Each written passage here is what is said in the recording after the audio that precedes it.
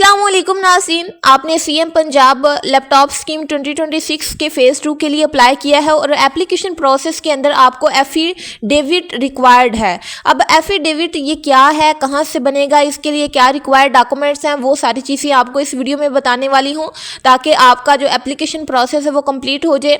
तो सबसे पहले जो एफिडेविट है ये एक रिटन स्टेटमेंट की तरह का होता है, यानी आपके पास ना ये एक डॉक्यूमेंट की तरह होता है। उसके ऊपर स्टैम्प पेपर होता है, डॉक्यूमेंट होता है स्टैम्प पेपर की तरह का, और उसके ऊपर अटेस्टेशन होती है और आपने एक ओथ कमिश्नर के ऊपर सिग्नेचर करवाने होते हैं, उनसे आपने इसको अटेस्ट करवाना होता है।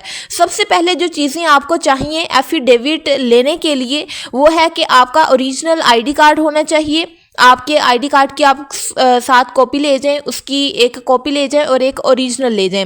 उसके बाद आपकी मोबाइल सिम होनी चाहिए और जो मोबाइल सिम है वो आपके नंबर पे रजिस्टर्ड होनी चाहिए। और तीसरी, पर्सनल इन्फॉर्मेशन के अंदर आपका फुल नाम, आपका फादर का नाम, आपके आईडी कार्ड नंबर, आपका मोबाइल नंबर और आपका परमानेंट और करंट एड्रेस, ये चीज़ें आप लोग नोट डाउन कर लें, ये होनी चाहिए। इसके अलावा आपके पास एक स्टैम्प पेपर होना चाहिए और आपकी एक पासपोर्ट साइज पिक्चर होनी चाहिए।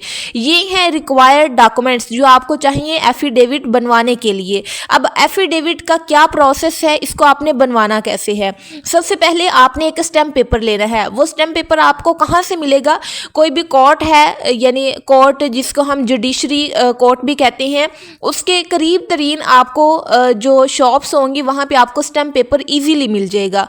अब आपने क्या करना है, उसके ऊपर अपना जो एफिडेविट है उसको टाइप करना है। उसके करीब कोई एक कंप्यूटर शॉप होगी, वहाँ पे आप चले जाएं। वहाँ पे जाके आपने अपनी सारी इन्फॉर्मेशन जो है वो उस जो स्टैम्प पेपर आपने लिया होगा उसके ऊपर पुट करनी है। अब आपने कौन सी इन्फॉर्मेशन इसके ऊपर पुट करनी है, आपको जब मैंने लास्ट वाली वीडियो बनाई है जिसके अंदर मैंने आपको एप्लीकेशन प्रोसेस करना सिखाया है कि किस तरीके से आपने एप्लीकेशन बनानी है, तो उस वीडियो के बिल्कुल लास्ट पे मैंने आपको एफिडेविट का एक सैंपल निकालने का तरीका बताया है कि कहाँ से आप एफिडेविट का सैंपल निकाल सकते हैं।